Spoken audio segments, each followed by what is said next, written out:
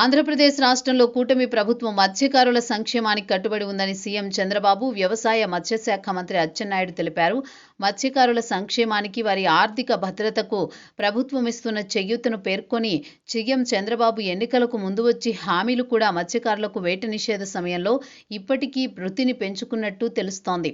ఇక మత్స్యకారుల సంక్షేమం కోసం కూటమి ప్రభుత్వం ధ్యేయంగా వారి జీవనోపాధికి, వారి కుటుంబ భద్రతకు ప్రభుత్వం కట్టుబడి ఉందని అచ్చెన్న పేర్కొన్నారు. మత్స్య ఉత్పత్తి పెంచడం, మత్స్య రంగంలో సమస్యలు పరిష్కరించడం, మత్స్య ఆదాయాన్ని మెరుగుపరచడం, ఆధునిక సాంకేతికత వారికి అందుబాటులోకి తేవడం వంటి చర్యలకు ప్రభుత్వం ప్రాధాన్యత ఇస్తుందన్నారు. వేట నిషేధ కాలంలో మత్స్యకారులు కూటమి ప్రభుత్వం 20,000 రూపాయలు భృతిని అందిస్తోందని గుర్తు చేసిన ఆయన, గత ప్రభుత్వం 10,000 రూపాయలు మాత్రమే ఇచ్చిందని, హామీ మేరకు తమ ప్రభుత్వం 20,000 రూపాయలు ఇస్తుందని, మొత్తం మత్స్యకారుల సేవలో పథకం ద్వారా నేరుగా లబ్ధిదారుల ఖాతాల్లో జమ అవుతుందని అన్నారు.